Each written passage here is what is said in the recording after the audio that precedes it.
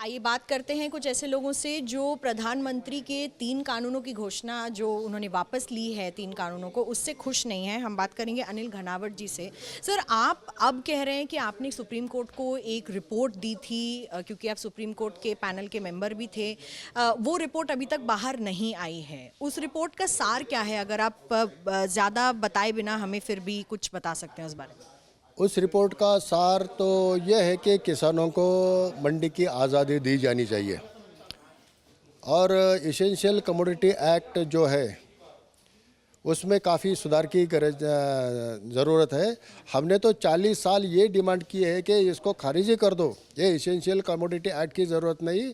वो second world war में जब खाने की बहुत ही ये अंग्रेज़ के ज़माने में का कानून है, वो किसानों को लूटने के लिए और देश को खिलाने के लिए बनाया गया था। अब उसका कोई रेलेवेंस है नहीं है, वो निकाल देना चाहिए।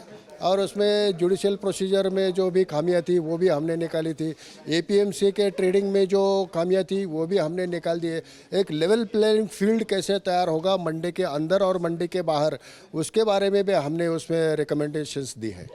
लेकिन इतनी सारी रिकमेंडेशंस देने के बावजूद अब इस रिपोर्ट का क्या फ़ायदा रह जाता है? क्योंकि प्रधानमंत्री ने कृषि कानूनों को वापस लेने की बात की है, पार्लियामेंट में अब ये बिल इंट्रोड्यूस होगा इस बात पर। तो आने वाले समय में जहां किसान भी इस बात से खुश हैं, तो आप क्यों ना खुश हैं? कितने किसान खुश हैं?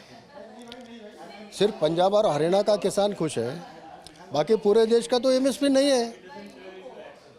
हमें तो एमएसपी का, मैंने एक चीज़ भी अभी मेरे पूरे उम्र में कभी एमएसपी पे बेचा नहीं है, तो मुझे क्या फ़र्क पड़ता है। तो सिर्फ पंजाब और हरियाणा के किसानों का ये मसला है।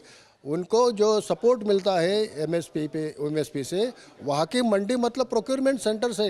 हमारे यहाँ मंडी मतलब प्रोक्योरमेंट सेंटर नहीं होती, वो तो ओपन मार्केट होते हैं। हर एक चीज़ वहाँ पे आ जाती है और लोग बेचते हैं, वहाँ पे व्यापार होता है। तो इन्होंने जो कहा कि मंडियाँ बंद होगी, ऐसा नहीं हो सकता।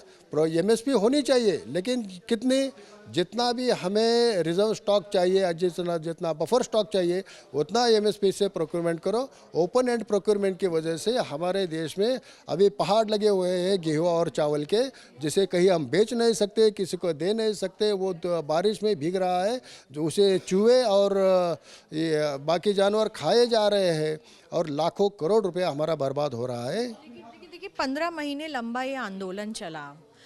इस वक्त सरकार ने ये निर्णय क्यों लिया है, आपको क्यों लगता है? और कहीं ना कहीं सुप्रीम कोर्ट की सुनवाई में भी काफ़ी देरी हो गई है, इसलिए शायद सरकार को ये निर्णय अब लेना पड़ा। हाँ, हो सकता है। सुप्रीम कोर्ट ने तो बहुत ही देरी कर दी। ये अगर रिपोर्ट हमारी जल्द बाहर आती तो दूसरी बाजू भी लोगों के सामने आती, उस पर डिबेट होती और सही क्या है वो उस पर नतीजा निकल जाता। और सरकार ने ये निर्णय क्यों लिया वो वो ही जाने। लेकिन मुझे लगता है कि आगे चुनाव है और ऐसा माहौल रहा असंतोष का, तो उनके वोट कम हो सकते हैं। तो इसके डर की वजह से शायद उन्होंने ये चुनाव से पहले ये रिपील कर दिए हैं। लेकिन आशा है कि चुनाव होने के बाद जो नतीजे आएंगे वो आएंगे। ये रिफॉर्म्स हमें चाहिए, 40 साल से हम ये मांग रहे हैं। शरद जोशी जी के नेतृत्व में हम ये मांग रहे थे, ये रिफॉर्म्स आनी चाहिए। अगर सरकार नहीं आती तो हमें भी रास्ते पे आना पड़ेगा।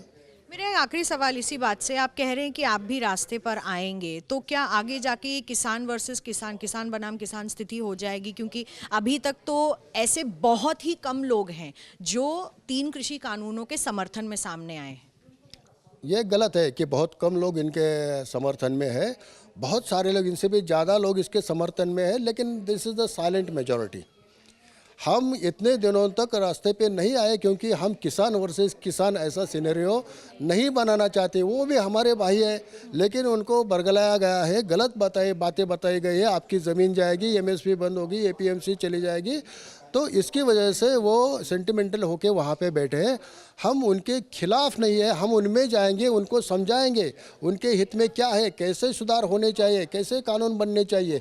ये हमें उन्हें समझा के उनको हमारे साथ लेंगे, ना कि उनकी दुश्मनी करें। वो भी हमारे भाई। हम कई बार पंजाब गए हैं, हरियाणा गए हैं उनके गेहूँ के आंदोलन के लिए।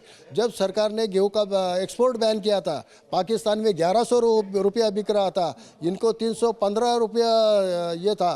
तब 615 गिन के लेंगे, फिर हमारी कनक देंगे। ये घोषणा देते देते हम सड़कों पे चले हैं। पंजाब के, हरियाणा के वाघा बॉर्डर तक जाके हमने पाकिस्तान को एक बोरी, एक सिंबॉलिक आंदोलन किया था। वो हमारे दुश्मन नहीं है, हमारे भाई है। सिर्फ जो माइंडसेट बनाया गया उसे बदलने की ज़रूरत है, और वो बदलने की कोशिश हम ज़रूर करेंगे। लेकिन भारतीय किसान यूनियन की तरफ से आप पर भी आरोप लग रहे हैं, वो आपको जयचंद कह रहे हैं, इस पर क्या प्रतिक्रिया है आपकी? आज किसी के मुंह को हाथ नहीं लगाया जा सकता, उनकी सोच है, ठीक है।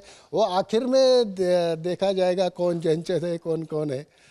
बहुत बहुत शुक्रिया हमसे बात करने के लिए। तो कुछ लोग ऐसे भी हैं जो नाराज़ हैं प्रधानमंत्री के इस कदम से, लेकिन आने वाले समय में अब पार्लियामेंट में जब ये बिल लाया जाएगा तब देखा जाएगा कि सरकार और काफ़ी सारी विपक्षी पार्टियां भी इस बिल को सिमुल्टेनियसली यानी कि एक साथ विरोध नहीं करेंगी, और ये बिल अगर पार्लियामेंट में पास होता है तो उन लोगों का क्या होगा जो इन 3 कृषि कानूनों के समर्थन में थे। संजीव कुमार के साथ मैं मिलन शर्मा, आज तक।